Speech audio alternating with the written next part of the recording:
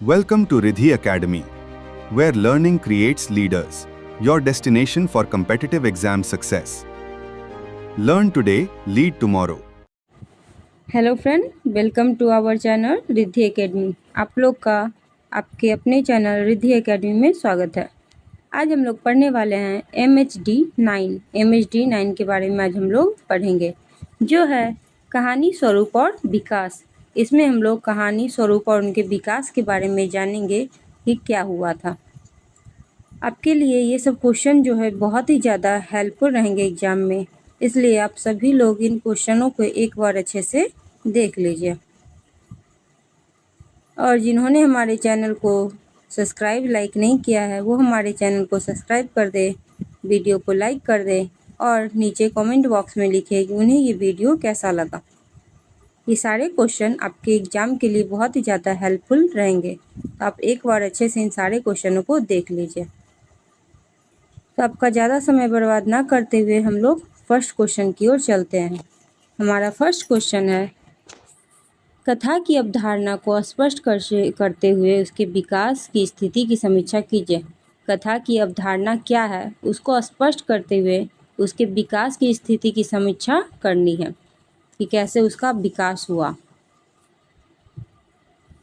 कथा जो है मानव सभ्यता की सबसे प्राचीन और प्रभावशाली साहित्यिक विद्याओं में एक है। कथा क्या है? मानव सभ्यता की सबसे प्राचीन और प्रभावशाली साहित्यिक विद्याओं में एक है। मनुष्य ने अपने अनुभव, कल्पनाओं, संघर्षों और जीवन मूल्यों को व्यक्त करने के लिए कथा का सहारा लिया है। मनुष्य जो है अपने अनुभवों को, कल्पनाओं को, संघर्षों को और जीवन मूल्य को व्यक्त करने के लिए क्या लिया है? कथा का सहारा लिया है। समय के साथ कथा का स्वरूप और विषय दोनों विकसित होते गए। आज कथा साहित्य, समाज, संस्कृति और मानव जीवन का यथार्थ चित्र प्रस्तुत करता है। आज कथा जो है वो साहित्य, समाज, संस्कृति और मानवीय जीवन का यथार्थ चित्र प्रस्तुत करता है, यानी कि मानव जीवन के बारे में सब कुछ बताता है। कथा की अवधारणा क्या है इसके बारे में देखना है। कथा वह साहित्यिक रचना है जिसमें किसी घटना, पात्र, संघर्ष और उद्देश्य का क्रमबद्ध एवं रोचक वर्णन किया जाता है। कथा वह साहित्य रचना है जिसमें घटना, पात्र, संघर्ष और उद्देश्य का क्रमबद्ध एवं रोचक वर्णन किया जाता है।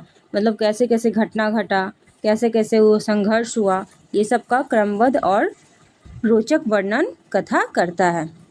इसका मुख्य उद्देश्य मनोरंजन के साथ साथ ज्ञान, अनुभव और जीवन मूल्यों का संप्रेषण करना है। इसका मुख्य उद्देश्य क्या है कथा का? कि वो ज्ञान तो, मनोरंजन तो करते ही हैं हमारा, उसके साथ साथ ज्ञान, अनुभव और जीवन मूल्यों का संप्रेषण भी करते हैं। कथा की विकास की स्थिति क्या है इसके बारे में देखना है। पहला है वैदिक एवं प्राचीन काल।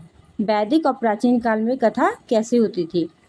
ऋग्वेद, उपनिषद, रामायण और महाभारत में कथा का प्रारंभिक रूप मिलता है। ऋग्वेद में, उपनिषद में, रामायण और महाभारत में कथा का सबसे प्रारंभिक रूप मतलब सबसे पुराना, सबसे पहला रूप मिलता है। कथा मुख्यतः धार्मिक, नैतिक और आदर्शवादी थी। कथा कैसी थी? धार्मिक, नैतिक और आदर्शवादी। दूसरा नंबर में बौद्ध एवं जैन साहित्य। बौद्ध और जैन साहित्य में कथा कैसी थी? जातक कथाओं और जैन कथाओं में लोक जीवन, नैतिक शिक्षा और सामाजिक संदेश प्रमुख थे। जातक कथाओं और जैन कथाओं में क्या था? लोक जीवन, नैतिक शिक्षा और सामाजिक संदेश जो थे वो प्रमुख थे। कथा का उद्देश्य जन साधारण को शिक्षित करना था। फिर आया मध्यकाल। मध्यकाल में कथा के बारे में क्या है? मध्यकाल में लोक कथाओं, प्रेमाख्यानों और धार्मिक कथाओं का विकास हुआ। कथा में भक्ति, प्रेम, वीरता और लोक जीवन का चित्रण हुआ। कथा में भक्ति का, प्रेम का, वीरता का और लोक जीवन का चित्रण मध्यकाल में किया गया। फिर आया आधुनिक काल। आधुनिक काल में कहानी का विकास पश्चात प्रभाव और तथा सामाजिक परिवर्तन के कारण हुआ। प्रेमचंद ने यथार्थवादी कथा परंपरा को नई दिशा दी। कथा में सामाजिक समस्या, ग्रामीण जीवन, स्त्री विमर्श, दलित विमर्श और मनोवैज्ञानिक पक्ष प्रमुख हुए। आधुनिक काल में कौन कौन कथा प्रमुख हुए? सामाजिक समस्या, ग्रामीण जीवन, स्त्री विमर्श, दलित विमर्श और मनोवैज्ञानिक पक्ष जो थे वो प्रमुख थे। फिर आया समकालीन कथा। समकालीन कथा में वर्तमान कथा वैश्वीकरण, तकनीकी, शहरीकरण, पर्यावरण, विस्थापन तथा बदलते सामाजिक मूल्यों को विषय बनाती है। भाषा अधिक सरल, प्रभावी और यथार्थपरक हो गई। भाषा कैसी हो गई? अधिक सरल, प्रभावी और यथार्थपरक हो गई। कथा की प्रमुख विशेषता। अब कथा की क्या क्या विशेषता है इसके बारे में जानना है। कथा क्या है? कथानक की रोचकता और पात्रों का स्वाभाविक चित्रण, समय और स्थान का समुचित उपयोग, भाषा की सरलता एवं प्रभावशीलता, जीवन सत्य और यथार्थ का चित्रण, सामाजिक एवं मानवीय संवेदनाओं की अभिव्यक्ति। महत्व। अब कथा की क्या महत्व है? मनोरंजन के साथ साथ कथा शिक्षा भी प्रदान करता है, समाज की समस्याओं को उजागर करता है, नैतिक एवं सांस्कृतिक मूल्यों का संरक्षण करता है, मानवीय संवेदनाओं और जीवन दर्शन को अभिव्यक्त करती है। निष्कर्षतः कथा का विकास मानव सभ्यता के विकास के साथ निरंतर होता रहा है। कथा का विकास जो है मानव सभ्यता के विकास के साथ जुड़ा हुआ है। जैसे जैसे कथा का विकास हुआ, मानव सभ्यता का विकास हुआ, वैसे वैसे कथा का भी निरंतर विकास होते गया। प्राचीन धार्मिक कथाओं से लेकर आधुनिक यथार्थवादी और समकालीन विमर्शों तक कथा ने समय के अनुसार अपना स्वरूप बदला है। आज कथा साहित्य समाज का दर्पण होने के साथ साथ परिवर्तन का सशक्त माध्यम भी है। अब नेक्स्ट क्वेश्चन है हम लोगों का कि कहानी और शॉर्ट स्टोरी के संबंध पर विचार कीजिए। कहानी क्या है और शॉर्ट स्टोरी क्या है, उनके संबंधों पर विचार बताना है कि क्या विचार है आपके। कहानी और शॉर्ट स्टोरी दोनों ही गद्य साहित्य की महत्वपूर्ण विधाएं हैं। दोनों का उद्देश्य सीमित आकार में प्रभावपूर्ण ढंग से जीवन के किसी एक पक्ष का चित्रण करना है। आधुनिक हिंदी कहानी का विकास अंग्रेजी की शॉर्ट स्टोरी से प्रभावित माना जाता है। अब इन दोनों में क्या इम्पोर्टेंट पॉइंट है उसके बारे में देखना है कि कहानी और शॉर्ट स्टोरी के बीच में मुख्य बिंदु क्या है। दोनों का कथानक संक्षिप्त होता है। दोनों में सामान्यतः एक ही घटना या भाव का चित्रण होता है। दोनों का उद्देश्य पाठक पर गहरा प्रभाव डालना है। आधुनिक हिंदी कहानी ने शॉर्ट स्टोरी से शिल्प, कथा शैली और संरचना ग्रहण की। हिंदी कहानी ने भारतीय समाज, संस्कृति और लोक जीवन को विशेष महत्व दिया। शॉर्ट स्टोरी में मनोवैज्ञानिक गहराई और कलात्मकता अधिक दिखाई देती है। निष्कर्षतः कहानी और शॉर्ट स्टोरी में मूलभूत समानताएं हैं, किंतु संस्कृति और भाषाई परिवेश के कारण दोनों की अपनी अलग पहचान भी है। अब नेक्स्ट क्वेश्चन है हम लोग का कहानी में वस्तु और शिल्प के महत्व का कुछ उदाहरण समझाइए। कहानी में वस्तु और शिल्प के क्या महत्व है, इसको हम लोग को उदाहरण समझना है। किसी भी कहानी की सफलता उसकी वस्तु यानी कथ्य और शिल्प यानी प्रस्तुति पर निर्भर करता है। कोई भी कहानी है उसकी सफलता उसकी कथा और उसकी प्रस्तुति पर निर्भर करती है। दोनों के संतुलन से ही प्रभावशाली कहानी का निर्माण होता है। मुख्य बिंदु में क्या है? वस्तु कहानी का मूल विषय या कथानक होता है। वस्तु जो है किसी भी कहानी का मूल विषय या फिर कथानक होता है। शिल्प कहानी प्रस्तुत करने की कला है। शिल्प क्या है? कहानी या कथा को प्रस्तुत करने की कला है। सशक्त कथा पाठक को विषय से जोड़ता है। प्रभावी शिल्प कहानी को रोचक और आकर्षक बनाता है।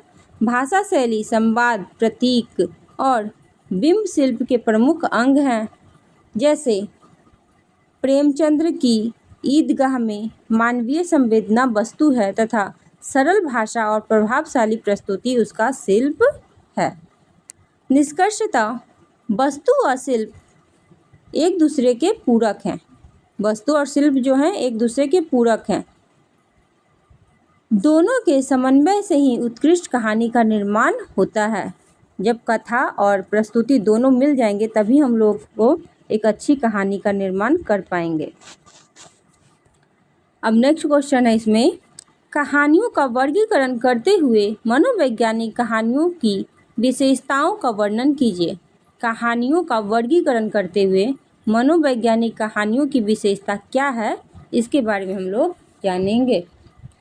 विषय और उद्देश्य के आधार पर कहानियों का अनेक प्रकार से वर्गीकरण किया जाता है। विषय और उद्देश्य के आधार पर कहानियों का अनेक प्रकार से वर्गीकरण किया जाता है। इनमें मनोवैज्ञानिक कहानी आधुनिक हिंदी कहानी की महत्वपूर्ण विद्या है। इनमें क्या है, मनोवैज्ञानिक कहानी जो है आधुनिक हिंदी कहानी की महत्वपूर्ण विद्या है।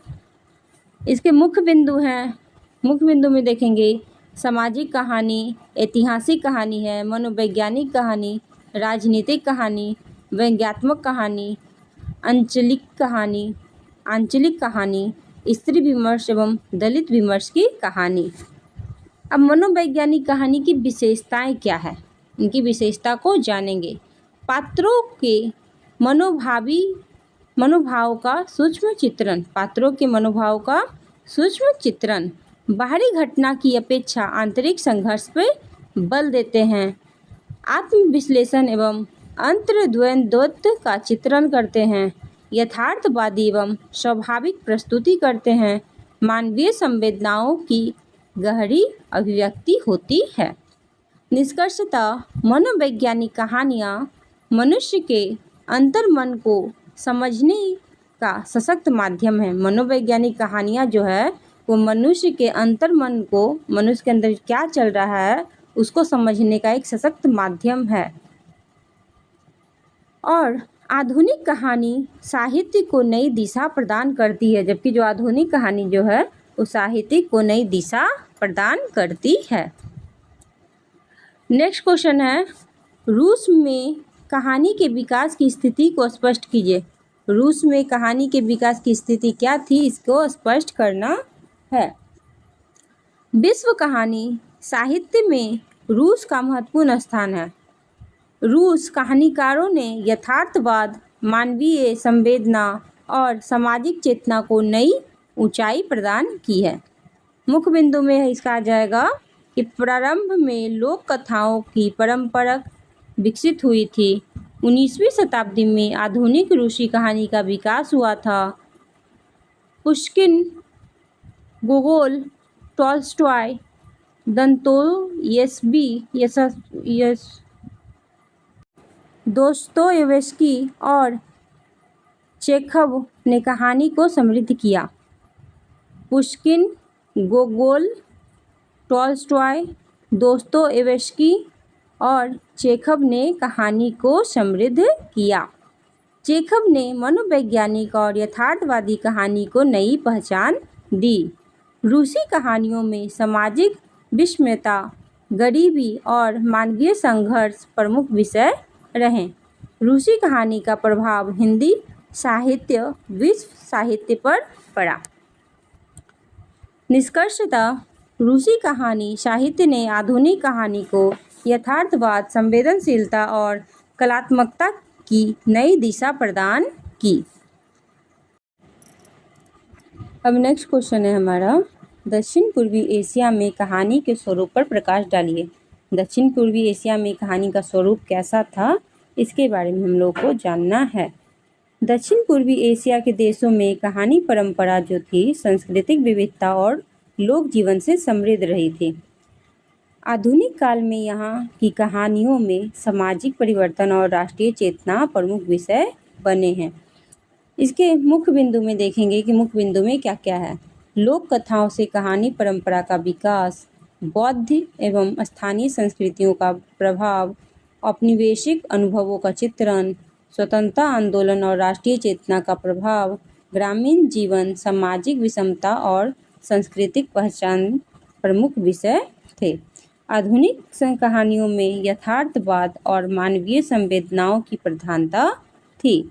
निष्कर्षतः दक्षिण पूर्वी एशिया की कहानियाँ अपनी संस्कृति विविधता, सामाजिक यथार्थ, मानवीय मूल्यों के कारण विश्व साहित्य में महत्वपूर्ण स्थान रखती है।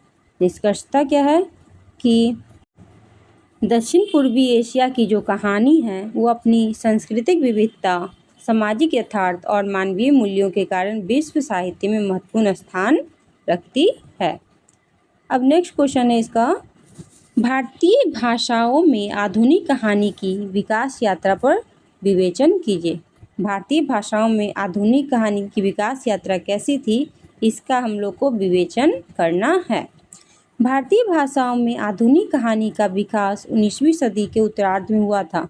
भारतीय भाषाओं में आधुनिक कहानी का विकास कब हुआ था? 19वीं शताब्दी के उत्तरार्ध में हुआ था। सामाजिक परिवर्तन, शिक्षा के प्रसार तथा पाश्चात्य साहित्य के प्रभाव से कहानी विद्या को नया स्वरूप प्राप्त हुआ। इसके मुख्य बिंदु में है आधुनिक कहानी का विकास बंगला साहित्य से प्रारंभ माना जाता है। रविन्द्रनाथ ठाकुर, शरत चंद्र, प्रेमचंद्र आदि ने कहानी को नई दिशा दी। हिंदी, बंगला, मराठी, उर्दू, तमिल, मलयालम आदि भाषाओं में कहानी का व्यापक विकास हुआ। सामाजिक यथार्थ, स्त्री जीवन, किसान, मजदूर और मध्यम वर्ग की समस्या प्रमुख विषय बने। स्वतंत्रता आंदोलन और राष्ट्रीय चेतना का प्रभाव कहानियों में दिखाई देता है। आधुनिक कहानी में मनोवैज्ञानिक, यथार्थवादी और प्रयोगवादी प्रवृत्तियों का विकास हुआ है। निष्कर्षतः भारतीय भाषाओं की आधुनिक कहानी ने समाज और जीवन के विविध पक्षों का सशक्त चित्रण करते हुए भारतीय साहित्य को समृद्ध बनाया है। निष्कर्षता क्या है? भारतीय भाषाओं की आधुनिक कहानी ने समाज और जीवन के विविध पक्षों का सशक्त चित्रण करते हुए भारतीय साहित्य को समृद्ध बनाया है। अब नेक्स्ट क्वेश्चन है इसी का, हिंदी कहानी के उद्भव और विकास पर प्रकाश डालिए। हिंदी कहानी का उद्भव कैसे हुआ और इनका विकास कैसे हुआ, इसके बारे में हम लोग को जानना है। हिंदी कहानी आधुनिक गद्य साहित्य की महत्वपूर्ण विधा है। इसका विकास लोक कथाओं से प्रारंभ होकर आधुनिक यथार्थवादी स्वरूप तक पहुंचा। मुख्य बिंदु में है प्रारंभिक आधार लोक कथाएं, जातक कथाएं और पंचतंत्र रहे। भारतेंदु युग में आधुनिक गद्य का विकास हुआ। द्विवेदी युग में कहानी को साहित्य स्वरूप मिला।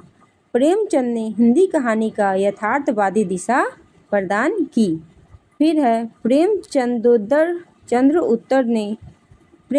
काल में मनोवैज्ञानिक और नई कहानी आंदोलन विकसित हुए। प्रेमचंदोत्तर काल में मनोवैज्ञानिक और नई कहानी आंदोलन विकास हुआ। यानी कि प्रेमचंद के जो काल था, जब प्रेमचंद थे, उस काल में क्या हुआ कि मनोवैज्ञानिक और नई कहानी आंदोलन को विकास मिला। फिर समकालीन कहानी में स्त्री विमर्श, दलित विमर्श और वैश्वीकरण जैसे विषय प्रमुख हैं। निष्कर्षतः हिंदी कहानी का विकास निरंतर हुआ है और आज यह समाज के यथार्थ को प्रभावशाली ढंग से अभिव्यक्त करने वाली प्रमुख साहित्यिक विधा है। अब नेक्स्ट क्वेश्चन हम लोग देखते हैं, हिंदी साहित्य में कहानी की आलोचना परंपरा की समीक्षा कीजिए। कहानी की आलोचना परंपरा का उद्देश्य कहानी की विषय वस्तु, शिल्प, भाषा और प्रभाव का मूल्यांकन करना है। हिंदी में कहानी के विकास के साथ आलोचना भी समृद्ध हुई है। इसके मुख्य बिंदु में देखेंगे, प्रारंभ में नैतिक एवं आदर्शवादी दृष्टि से आलोचना की गई है। प्रारंभ में नैतिक और आदर्शवादी दृष्टि से आलोचना की गई है हिंदी साहित्य कहानी की। प्रेमचंद्र के बाद यथार्थवादी आलोचना का विकास हुआ। नई कहानी आंदोलन के साथ मनोवैज्ञानिक अस्तित्ववादी आलोचनाएं उभरी। नई कहानी आंदोलन के साथ क्या हुआ? मनोवैज्ञानिक और अस्तित्ववादी आलोचनाएं भी उभरी। नामवर सिंह, रामविलास शर्मा आदि आलोचकों ने कहानी की नई व्याख्या प्रस्तुत की। समकालीन आलोचना में स्त्री विमर्श, दलित विमर्श और उत्तर आधुनिक दृष्टिकोण को महत्व मिला। आलोचना ने कहानी की गुणवत्ता और विकास में महत्वपूर्ण योगदान भी दिया।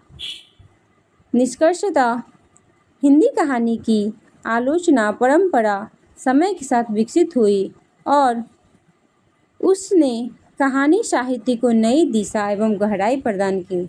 निष्कर्षतः हिंदी कहानी की जो आलोचना परंपरा समय के साथ जो था वो विकसित हुआ और उसने कहानी साहित्य को नई दिशा एवं गहराई भी प्रदान की।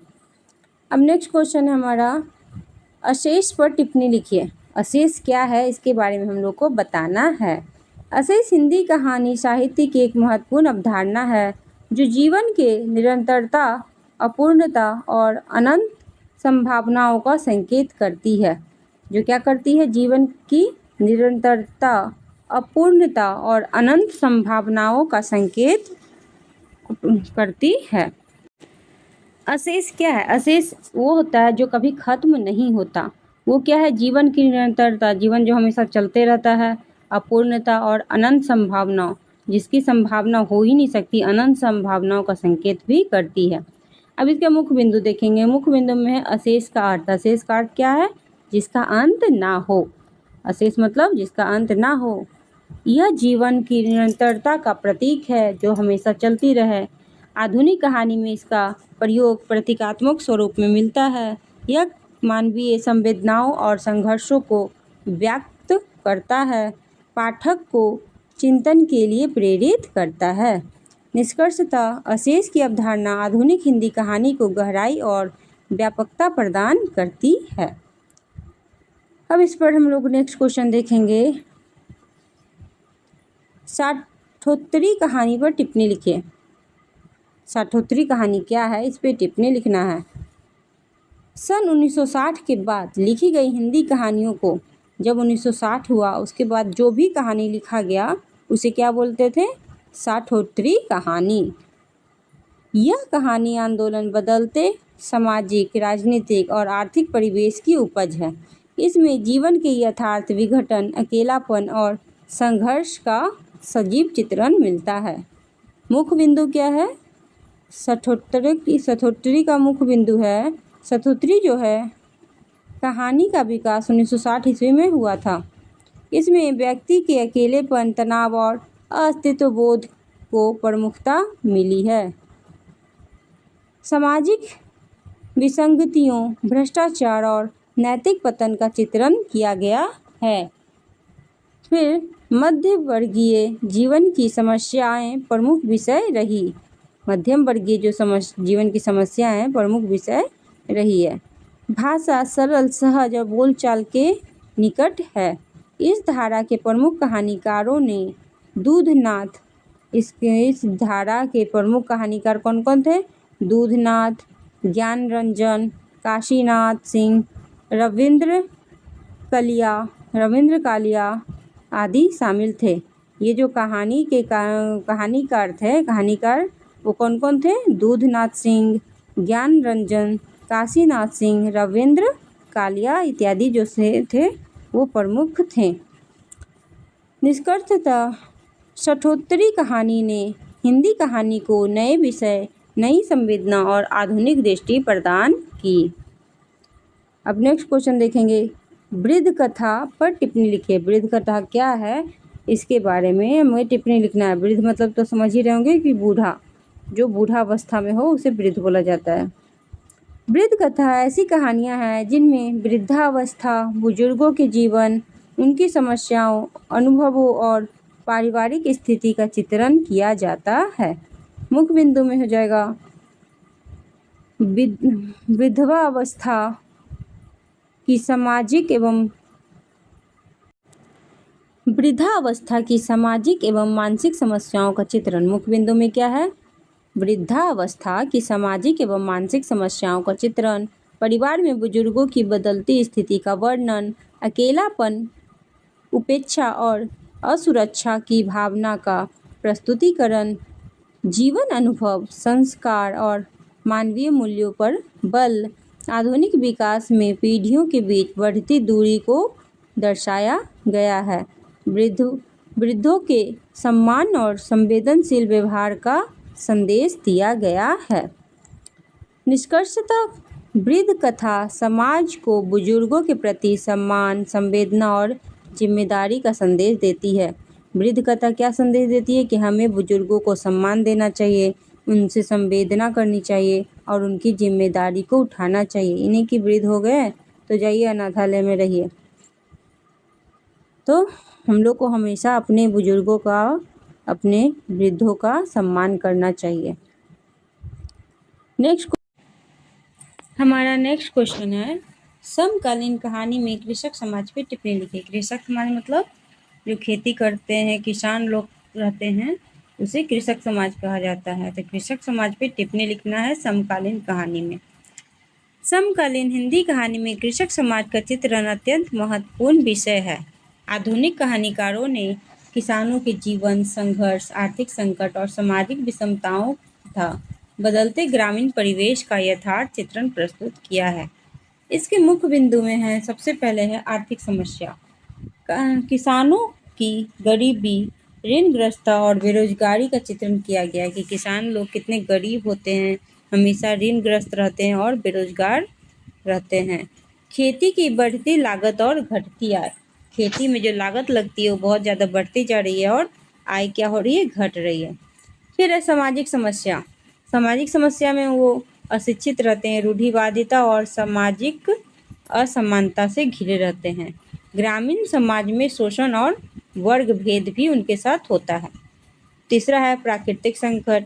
अगर सूखा आ गया, बाढ़ और जलवायु परिवर्तन पर कृषि का प्रभाव पड़ता है। फसल नष्ट होने से किसानों की कठिनाइयाँ भी बढ़ जाती है।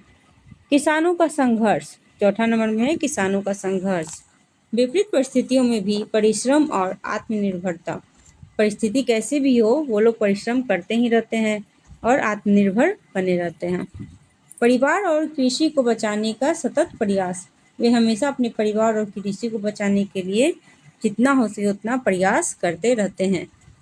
प्रमुख कहानीकार कौन कौन है? प्रमुख कहानीकार है प्रेमचंद्र, फणींद्रनाथ रेणु, मार्कंडेय, शिवमूर्ति और संजीव। महत्व, अब कृषक के बारे में कुछ महत्व दिया हुआ है कि क्या महत्व है उनके। ग्रामीण भारत की वास्तविक समस्याओं को सामने लाते हैं कृषक लोग। किसान जीवन के संघर्ष और संवेदनाओं को अभिव्यक्ति देती है। सामाजिक परिवर्तन एवं किसान कल्याण की आवश्यकता पर बल देती है। कृषक कहानी जो है वो, उनके महत्व क्या है कि ग्रामीण भारत की वास्तविक समस्याओं को सामने लाती है। कहानी के माध्यम से हम लोग देखते हैं, सुनते हैं। किसान जीवन के संघर्ष और संवेदनाओं को अभिव्यक्ति देती है। सामाजिक परिवर्तन में किसान कल्याण की आवश्यकता पर बल देती है। निष्कर्षतः समकालीन हिंदी कहानी में कृषक समाज का चित्रण भारतीय ग्रामीण जीवन का यथार्थ प्रतिबिंब है। इन कहानियों के माध्यम से किसानों की समस्या, संघर्ष और जीवन मूल्यों को प्रभावी ढंग से प्रस्तुत किया गया है। नेक्स्ट क्वेश्चन है हमारा, कथा और आख्यान के तुलनात्मक स्वरूप को स्पष्ट कीजिए। कथा और आख्यान दोनों साहित्य की प्राचीन एवं महत्वपूर्ण विधाएं हैं। दोनों का उद्देश्य जो है किसी घटना, पात्र या जीवन सत्य को प्रस्तुत करना है, किंतु इनके स्वरूप, उद्देश्य और प्रस्तुति में अंतर पाया जाता है। कथा में और आख्यान में दोनों के स्वरूप, उद्देश्य और प्रस्तुति में अंतर पाया जाता है। कथा सामान्य, संक्षिप्त और प्रभाव प्रधान होती है। कथा जो है सामान्यतः संक्षिप्त और प्रभाव प्रधान होती है, जबकि आख्यान जो है वो विस्तृत होती है, कर्मबद्ध होती है और बहुप्रसंगीय होती है। कथा और आख्यान का तुलनात्मक स्वरूप यानी कि उनका अंतर, तुलना करना दोनों के बीच में कि क्या होता है। पहले है अर्थ के आधार पे। कथा जो है किसी घटना या अनुभव का संक्षिप्त एवं रोचक वर्णन है, जबकि आख्यान किसी घटना, पात्र या प्रसंग का विस्तृत एवं क्रमबद्ध वर्णन है। स्वरूप में क्या हो जाएगा, कथा का स्वरूप छोटा एवं सीमित होता है, जबकि आख्यान का स्वरूप विस्तृत और व्यापक होता है। कथानक में हो जाएगा कि कथा में सामान्यतः एक मुख्य घटना होती है, जबकि आख्यान में अनेक घटनाएं एवं उपकथाएं सम्मिलित हो सकती है। पात्र क्या है, कथा में पात्रों की संख्या सीमित रहती है, जबकि आख्यान में अनेक पात्रों का समावेश होता है। उद्देश्य, उद्देश्य में क्या है कि कथा का उद्देश्य किसी एक प्रभाव या भाव की अभिव्यक्ति करना होता है, जबकि आख्यान का उद्देश्य किसी पात्र, घटना या जीवन दर्शन का विस्तृत चित्रण प्रस्तुत करना होता है। कथा का उद्देश्य क्या है, कथा का उद्देश्य किसी एक प्रभाव एवं भाव की अभिव्यक्ति करना, जबकि आख्यान का उद्देश्य किसी पात्र, घटना या जीवन दर्शन का विस्तृत चित्र प्रस्तुत करना। भाषा एवं शैली, कथा की भाषा सरल, संक्षिप्त और प्रभावपूर्ण होती है, जबकि आख्यान की भाषा अपेक्षाकृत विस्तृत, वर्णनात्मक और व्याख्यात्मक होती है। उदाहरण में देखेंगे, कथा के प्रेमचंद्र की ईदगाह, पूस की रात, ये सब आ जाएगा कथा में, जबकि आख्यान में क्या आ जाएगा, रामायण, महाभारत, कथा, सरित सागर इत्यादि। अब दोनों में कुछ समानताएं भी है, दोनों में अंतर तो था, तुलना तो कर लिया, अब हम दोनों में क्या समानता है इसको देखेंगे। दोनों जो है कथात्मक साहित्य की विद्याएं हैं, दोनों में कथानक, पात्र और उद्देश्य होते हैं। दोनों का उद्देश्य मनोरंजन के साथ जीवन मूल्यों की अभिव्यक्ति करना है और दोनों समाज और संस्कृति का प्रतिबिंब प्रस्तुत करते हैं। महत्व, अब इनके महत्व क्या है, कथा और आख्यान के क्या महत्व है। भारतीय कथा साहित्य की समृद्ध परंपरा को विकसित करने में दोनों का महत्वपूर्ण योगदान है। आधुनिक कहानी और उपन्यास के विकास में कथा एवं आख्यान दोनों की भूमिका रही है। निष्कर्षतः कथा और आख्यान दोनों साहित्य की महत्वपूर्ण कथात्मक विद्याएं हैं। कथा संक्षिप्त, प्रभावशाली और एक घटना पर आधारित होती है, जबकि आख्यान विस्तृत, बहुआयामी और क्रमबद्ध होती है। दोनों ने भारतीय साहित्य को समृद्ध बनाया तथा आधुनिक कथा साहित्य के विकास की आधारशिला भी रखी। अब देखेंगे हम लोग नेक्स्ट क्वेश्चन। हमारा नेक्स्ट क्वेश्चन है, कहानी और रेखाचित्र के सम्य वैषम्य पर प्रकाश डालिए। कहानी और रेखाचित्र के सम्य वैषम्य पर प्रकाश डालना है। कहानी और रेखाचित्र हिंदी गद्य साहित्य की महत्वपूर्ण विद्याएं हैं। दोनों में जीवन के यथार्थ का चित्रण किया जाता है, किंतु उद्देश्य, शिल्प और प्रस्तुति की दृष्टि से दोनों में पर्याप्त अंतर हैं। कहानी और रेखाचित्र की समानताएं, अब समानताएं पहले देखेंगे दोनों में क्या क्या समानता है। गद्य और गद्य साहित्य की विद्याएं, इसमें होना है कि दोनों हिंदी गद्य साहित्य की प्रमुख विद्याएं हैं। यथार्थ का चित्रण में दोनों में जीवन एवं समाज का यथार्थ चित्रण मिलता है। पात्रों का प्रयोग में हो जाएगा, दोनों में पात्रों के माध्यम से विचार व्यक्त किए जाते हैं। प्रबोधपादकता में हो जाएगा, दोनों का उद्देश्य पाठक पर प्रभाव डालना है। प्रभाव दोनों है जो पढ़ते हैं कथा को, उनको प्रभाव डालते हैं कि क्या करें, कैसे करें, इन कहानी से क्या सीख मिली। कहानी और लेखाचित्र में अंतर, अब क्या अंतर है। कथानक, कहानी में कथानक आवश्यक होता है, जबकि रेखाचित्र में कथानक का अनुभव और अति अल्प महत्व होता है। कहानी में कथानक आवश्यक होता है, जबकि रेखाचित्र में है जो वो कथानक का अभाव रहता है या फिर उसका थोड़ा बहुत महत्व रहता है। उद्देश्य क्या है, कहानी का उद्देश्य मनोरंजन एवं संदेश देना है, जबकि रेखाचित्र का उद्देश्य किसी व्यक्ति, वस्तु या वातावरण का सजीव चित्र प्रस्तुत करना है। कहानी का उद्देश्य क्या है, मनोरंजन और संदेश देना, जबकि किसी रेखाचित्र मतलब किसी को हम देखते हैं तो वो क्या होता है कि किसी व्यक्ति, वस्तु या वातावरण का सजीव चित्रण मिलता है। पात्र में हो जाएगा, कहानी में पात्रों का विकास होता है, जबकि रेखाचित्र में किसी एक पात्र या व्यक्तित्व का चित्रण प्रमुख होता है। संरचना में हो जाएगा, कहानी का निश्चित प्रारंभिक, मध्य एवं और अंत होता है, जबकि रेखाचित्र में स्वतंत्र एवं वर्णनात्मक होता है। भाषा शैली में कहानी की भाषा कथात्मक होती है, जबकि रेखा चित्र की भाषा चित्रात्मक और वर्णनात्मक होती है। महत्व में आ जाएगा कि कहानी जीवन के संघर्ष और घटनाओं का चित्र प्रस्तुत करती है और रेखा चित्र व्यक्ति या वातावरण की विशेषताओं को उभारता है। निष्कर्षतः कहानी और रेखा चित्र दोनों का अपना अलग अलग साहित्यिक महत्व है। कहानी घटना प्रधान होती है, जबकि रेखा चित्र व्यक्तित्व एवं वातावरण के चित्रण पर आधारित होती है। अब नेक्स्ट क्वेश्चन है हमारा, नवजागरण कालीन भारतीय कहानियों के वैशिष्ट्य को स्पष्ट कीजिए।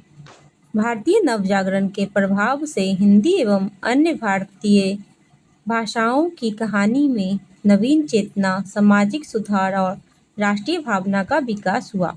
इस काल की कहानियाँ समाज में परिवर्तन का माध्यम बनी। अब है नवजागरण कालीन कहानी की प्रमुख विशेषताएं क्या है, उसके बारे में देखना है। विशेषता में आ जाएगा सामाजिक सुधार। सामाजिक सुधार में बाल विवाह, दहेज, जाति पाति जैसी कुरीतियों का विरोध हुआ। राष्ट्रीय चेतना में क्या हुआ? देशभक्ति एवं स्वतंत्रता की भावना का विकास हुआ। यथार्थवाद में समाज की वास्तविक समस्याओं का चित्रण किया गया। स्त्री जागरण में नारी शिक्षा एवं महिला अधिकारों पर बल दिया गया। आधुनिक विचारधारा में विज्ञान, तर्क और आधुनिक शिक्षा का प्रभाव बढ़ा। सरल भाषा में जन सामान्य की भाषा का प्रयोग किया जाने लगा। प्रमुख साहित्यकार कौन थे? भारतेंदु हरिश्चंद्र, प्रेमचंद्र, रविन्द्रनाथ ठाकुर और जयशंकर प्रसाद।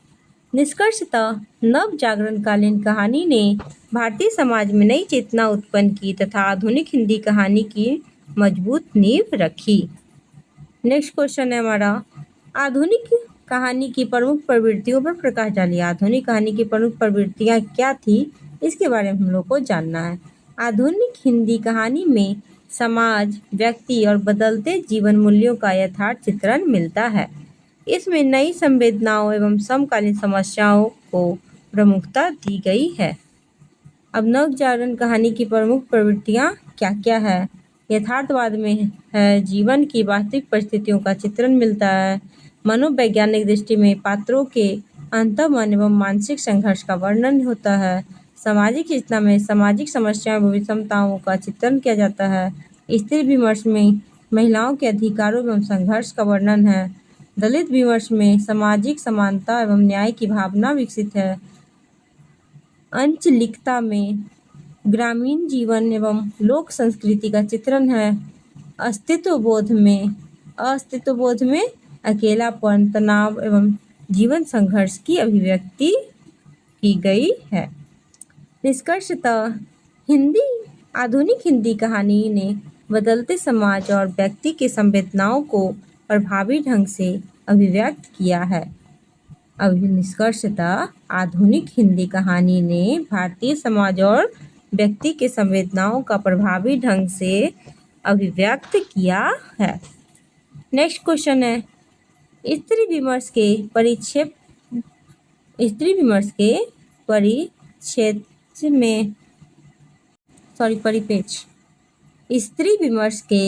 परिप्रेक्ष्य में हिंदी कहानी का विवेचन कीजिए। स्त्री विमर्श के परिप्रेक्ष्य में हम लोग को हिंदी कहानी का विवेचन करना है। स्त्री विमर्श हिंदी साहित्य की महत्वपूर्ण धारा है। इसके अंतर्गत महिलाओं की स्थिति, अधिकार, संघर्ष और अस्मिता और समानता से जुड़े प्रश्नों की प्रमुखता दी जाती है। स्त्री विमर्श जो है हिंदी साहित्य की महत्वपूर्ण धारा है। इसके अंतर्गत क्या होता है? महिलाओं की स्थिति, अधिकार, संघर्ष, अस्मिता और समानता से जुड़े प्रश्न को प्रमुखता दी जाती है। मुख्य बिंदु में नारी अस्मिता में है। महिला की स्वतंत्र पहचान पर बल दिया जाता है। महिलाओं को अपना पहचान स्वयं बनाना चाहिए। सामाजिक समानता में है। स्त्री पुरुष समान अधिकारों की वकालत करते हैं। शोषण का विरोध में पितृसत्तात्मक व्यवस्था एवं भेदभाव का विरोध। शिक्षा एवं आत्मनिर्भरता में महिलाओं की शिक्षा और आर्थिक स्वतंत्रता। समकालीन समस्या में घरेलू हिंसा, दहेज और लैंगिक भेदभाव का चित्रण। ये सब के कारण महिलाएं दबती जाती है। घरेलू हिंसा, दहेज, लैंगिक भेदभाव महिलाओं के आत्मबल को तोड़ देता है। प्रमुख कहानीकार कौन थे? मन्नू भंडारी, कृष्णा सोबती, उषा प्रियंवदा, मृदुला गर्ग। निष्कर्षतः स्त्री विमर्श ने हिंदी कहानी को नई दिशा प्रदान की तथा महिलाओं के जीवन संघर्ष और अधिकारों को साहित्य का महत्वपूर्ण विषय बनाया। अब नेक्स्ट क्वेश्चन है हम लोग का, हिंदी कहानी की विकास यात्रा पर प्रकाश डालें। हिंदी कहानी की विकास यात्रा क्या थी, इसके बारे में हम लोग को देखना है। हिंदी कहानी आधुनिक हिंदी गद्य की साहित्य की सर्वाधिक लोकप्रिय विधाओं में एक है। हिंदी कहानी जो है आधुनिक हिंदी गद्य साहित्य की सर्वाधिक लोकप्रिय विधाओं में एक है।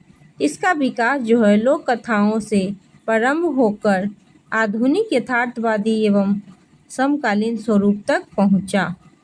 अब हिंदी कहानी का विकास यात्रा, हिंदी कहानी की विकास यात्रा क्या थी, कैसे हुई, इसके बारे में जानेंगे। पहले आया प्रारंभिक काल। प्रारंभिक काल में लोक कथाएं, पंचतंत्र एवं जातक कथाएं आधार बनी।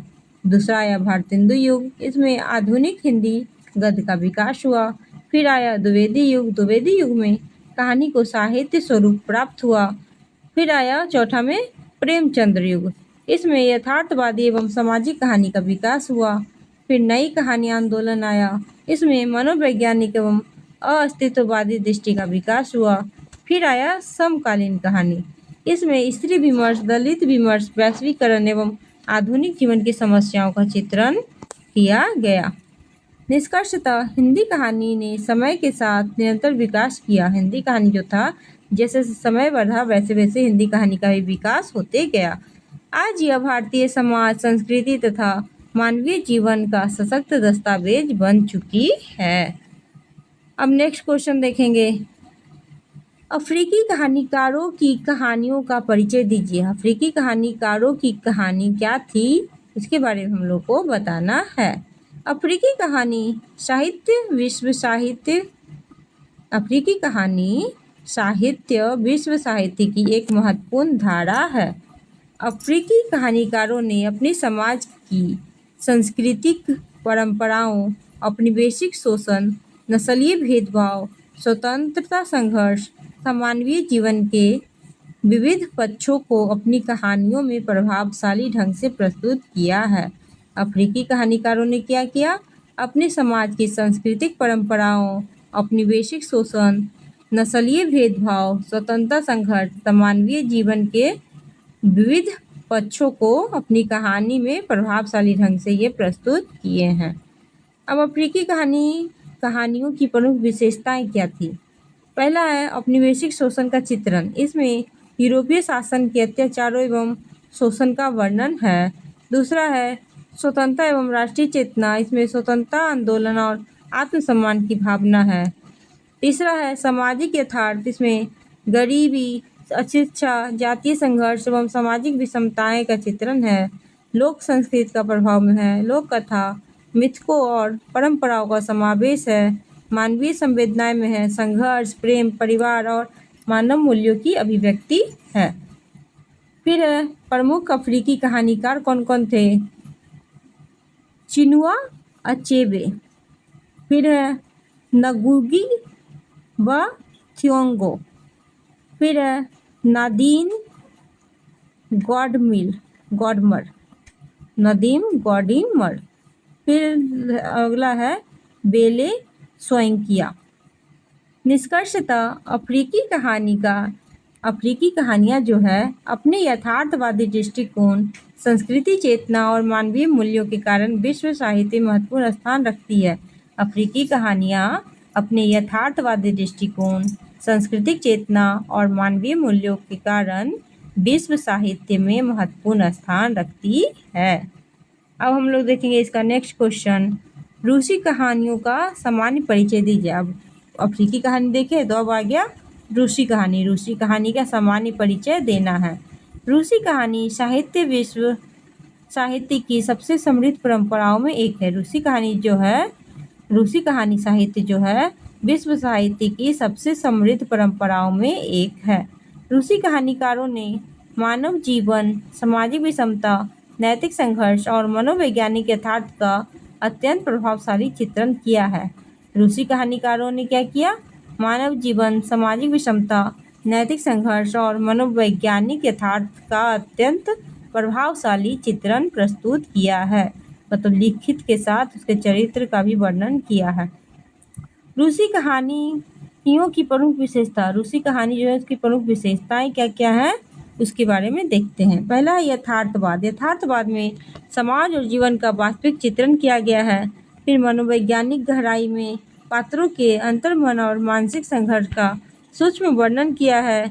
तीसरा है सामाजिक चेतना में गरीबी, किसान और श्रमिक वर्ग की समस्याओं का चित्रण मिलता है। मानवीय संवेदनाएं में प्रेम, करुणा, त्याग और संघर्ष की अभिव्यक्ति है। सरल एवं प्रभावशाली शैली में सहज भाषा और सशक्त कथानक का उपयोग किया है। अब प्रमुख रूसी कहानीकार कौन कौन थे इसके बारे में देखेंगे। ये है Anton Chekhov, Leo Tolstoy, Nikolai गोगोल, Fyodor Dostoevsky और मैक्सिम ग्लोकी। निष्कर्षतः रूसी कहानियों ने विश्व कहानी साहित्य को यथार्थवाद, मनोवैज्ञानिक गहराई और मानवीय संवेदनाओं की नई दिशा प्रदान की है। निष्कर्षतः जो है रूसी कहानी ने विश्व कहानी साहित्य को यथार्थवाद, मनोवैज्ञानिक गहराई और मानवीय संवेदनाओं की नई दिशा प्रदान की है। नेक्स्ट क्वेश्चन है हमारा, हिंदी कहानी के विकास में पत्रिकाओं के योगदान की चर्चा कीजिए। हिंदी कहानी के विकास में पत्रिकाओं के क्या योगदान थे इसके बारे में चर्चा करनी है। हिंदी कहानी के विकास में साहित्यिक पत्रिकाओं का अत्यंत महत्वपूर्ण योगदान रहा। इन पत्रिकाओं ने नए कहानीकारों को मंच प्रदान किया तथा आधुनिक कहानी के विकास को गति दी। इन पत्रिकाओं ने क्या किया? कहानीकारों को मंच प्रदान किया और आधुनिक कहानी के विकास को गति भी दी। अब पत्रिकाओं का योगदान, पत्रिकाओं के क्या क्या योगदान रहा उसके बारे में देखेंगे। नए लेखकों को अवसर में है, नवोदित कहानीकारों की रचनाओं का प्रकाशन हुआ। फिर नई कहानी आंदोलन को बढ़ावा में है, नई प्रवृत्तियों एवं विचारों का प्रचार हुआ, साहित्यिक बहस में हो, कहानी की गुणवत्ता एवं आलोचना को प्रोत्साहन मिला, पाठकों का विस्तार में है, कहानी साहित्य को जन सामान्य तक पहुंचाया गया, साहित्यिक चेतना में है, समाज एवं संस्कृति से जुड़े विषयों को प्रमुखता दी गई। प्रमुख पत्रिकाएं क्या क्या हैं? सरस्वती, हंस, कहानी, धर्मयुग, सारिका और नया ज्ञानोदय। निष्कर्षतः पत्रिकाओं ने हिंदी कहानी को नई दिशा, नए लेखक और व्यापक पाठक वर्ग प्रदान कर उसके विकास में महत्वपूर्ण भूमिका निभाई है। निष्कर्षता क्या है कि पत्रिकाओं ने हिंदी कहानी को नई दिशा, नए लेखक और व्यापक पाठक वर्ग प्रदान कर उसके विकास में महत्वपूर्ण भूमिका निभाई है। नेक्स्ट क्वेश्चन है हमारा, हिंदी कहानी के सामाजिक सरोकारों पर टिप्पणी लिखिए। हिंदी कहानी केवल मनोरंजन का माध्यम नहीं बल्कि समाज की समस्याओं, संघर्षों और मानवीय मूल्यों को अभिव्यक्त करने वाली सशक्त साहित्यिक विद्या है। मुख्य सामाजिक सरोकार क्या थे? सामाजिक समानता में जाति, वर्ग व लिंग भेद का विरोध किया गया। स्त्री विमर्श में महिलाओं के अधिकार एवं सम्मान के बारे में बताया गया। दलित विमर्श में सामाजिक न्याय एवं समान अवसर पे बल दिया गया। किसान एवं श्रमिक जीवन में शोषण एवं संघर्ष का चित्रण प्रस्तुत किया गया। भ्रष्टाचार एवं नैतिक पतन में सामाजिक विसंगतियों का यथार्थ चित्रण प्रस्तुत किया गया। मानवीय मूल्यों में प्रेम, करुणा, सहिष्णुता और सहयोग की भावना बढ़ाई गई। निष्कर्षतः हिंदी कहानी समाज का दर्पण है। हिंदी कहानी जो है वो समाज का दर्पण है, मतलब आईना है। इसके सामाजिक सरोकार समाज में जागरूकता, परिवर्तन और मानवीय मूल्यों की स्थापना में महत्वपूर्ण भूमिका निभाते हैं। नेक्स्ट क्वेश्चन है, श्वेतोस्लावा टैगोर पर टिप्पणी लिखिए। श्वेतोस्लावा टैगोर कौन थे, उन पे टिप्पणी लिखना है। श्वेतोस्लावा टैगोर प्रसिद्ध चित्रकार थे और वे गुरुदेव रविंद्रनाथ टैगोर के परिवार से जुड़े थे। वे भारतीय कला, संस्कृति और मानवीय मूल्यों के समर्थक थे। वे क्या थे? रविंद्रनाथ टैगोर के परिवार से जुड़े हुए थे और वे भारतीय कला, संस्कृति और मानवीय मूल्यों के समर्थक थे। प्रमुख विशेषता में है, प्रसिद्ध चित्रकार में आ जाएगा भारतीय एवं पश्चात कला का सुंदर समन्वय। भारतीय संस्कृति से जुड़ाव में आ जाएगा भारतीय परंपराओं और प्रकृति से गहरा लगाव। मानवीय दृष्टिकोण में क्या आएगा? उनकी कला में मानवता और सौंदर्य का चित्रण। संस्कृति के उदाहरण में क्या आएगा? भारतीय कला को अंतर्राष्ट्रीय पहचान दिलाने में योगदान। निष्कर्षतः श्वेतोस्लावा टैगोर ने अपनी कला के माध्यम से भारतीय संस्कृति, सौंदर्य और मानवीय मूल्यों को विश्व स्तर पर प्रतिष्ठित किया। अब हम लोग देखेंगे नेक्स्ट क्वेश्चन हमारा, यशपाल पे टिप्पणी लिखिए। यशपाल के बारे में हम लोग को बताना है। यशपाल हिंदी साहित्य के प्रमुख प्रगतिशील कहानीकार, उपन्यासकार एवं विचारक थे। यशपाल जो थे हिंदी साहित्य के प्रमुख प्रगतिशील कहानीकार, उपन्यासकार एवं विचारक थे। उन्होंने अपनी रचनाओं में सामाजिक यथार्थ, वर्ग संघर्ष, स्त्री स्वतंत्रता तथा मानवीय मूल्यों का सशक्त चित्रण किया। वे प्रेमचंद्र के बाद हिंदी कहानी को नई दिशा देने वाले महत्वपूर्ण साहित्यकारों में गिने जाते हैं। यशपाल का साहित्यिक परिचय, हम लोग को यशपाल का साहित्यिक परिचय देना है। पहला है, प्रगतिशील विचारधारा में समाजवादी एवं प्रगतिशील दृष्टिकोण के समर्थक थे। शोषण, असमानता एवं रूढ़ियों का विरोध। सामाजिक यथार्थ में आ जाएगा मध्य वर्ग, श्रमिक, किसान और तथा स्त्री जीवन का यथार्थ चित्रण। फिर स्त्री विमर्श में आ जाएगा नारी स्वतंत्रता, समान अधिकार एवं आत्मसम्मान का विशेष बल। नारी स्वतंत्रता, समान अधिकार एवं आत्मसम्मान पर विशेष बल दिया गया। भारतीय शैली में, भाषा शैली में आ जाएगा भाषा कैसी होनी चाहिए? सरल, स्पष्ट, प्रभावशाली एवं संवाद प्रधान भाषा होनी चाहिए। प्रमुख रचनाएं कौन कौन हैं? अब यशपाल के प्रमुख रचनाएं कौन कौन है इसके बारे में देखना है। झूठा सच, ये उपन्यास है झूठा सच। फिर दादा कमरेड, देशद्रोही, पिंजरे की उड़ान, कहानी संग्रह। पिंजरे की उड़ान जो है वो कहानी संग्रह है।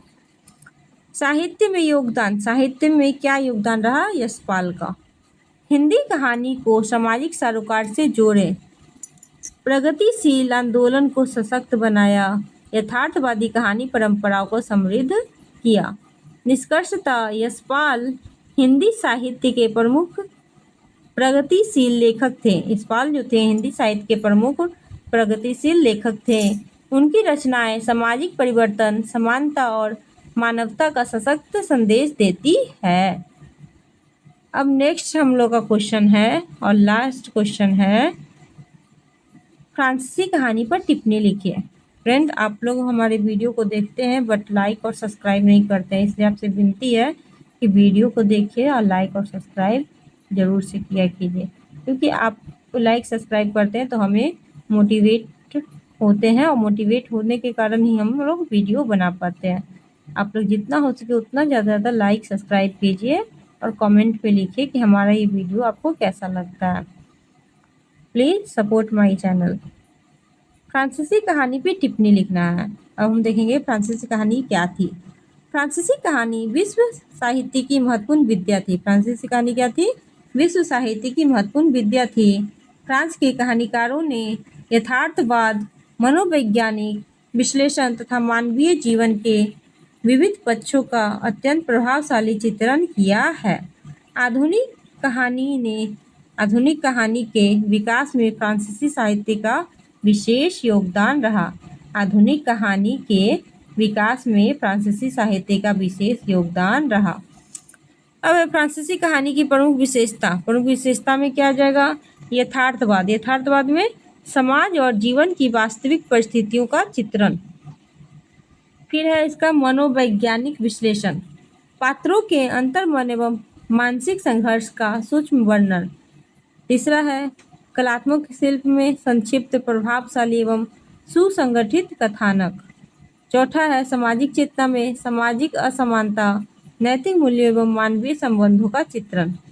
फिर पांचवा है व्यंग एवं प्रतीकात्मकता में व्यंग, प्रतीक और संकेतों का प्रभावशाली प्रयोग। प्रमुख फ्रांसीसी कहानीकार कौन कौन थे ये देखेंगे। गी द मोपाशा, फिर है ओनोरे द ब्लजाक, फिर है गुस्ताव फ्लोवेयर, फिर चौथा है अल्फोंस डॉन्टे। साहित्य में क्या योगदान रहा? फ्रांसीसी कहानी का साहित्य में योगदान क्या था? आधुनिक कहानी को सुदृढ़ शिल्प प्रदान किया, विश्व कहानी साहित्य को नई दिशा दी, हिंदी साहित्य अनेक भाषाओं की कहानी पर प्रभाव डाला। योगदान क्या था? आधुनिक कहानी को सुदृढ़ शिल्प प्रदान किया, विश्व कहानी साहित्य को नई दिशा दी, हिंदी साहित्य अनेक भाषाओं की कहानी पर प्रकाश डाला। निष्कर्षतः फ्रांसीसी कहानी साहित्य ने यथार्थवाद, कलात्मकता और मानवीय संवेदना के माध्यम से विश्व साहित्य को समृद्ध किया। फ्रांसीसी कहानी साहित्य ने यथार्थवाद, कलात्मकता और मानवीय संवेदना के माध्यम से विश्व साहित्य को समृद्ध किया। गी द मोपाशा जैसी कहानीकारों का योगदान आज भी अत्यंत महत्वपूर्ण माना जाता है। तो फ्रेंड, हमारा ये वीडियो यहीं ख़त्म हुआ। आपको ये वीडियो कैसा लगा? अपनी राय हमारे कमेंट बॉक्स में ज़रूर से ज़रूर दें। Thank you for watching this video. Thank you for watching this video. For complete exam preparation, subscribe to Riddhi Academy. Learn today, lead tomorrow.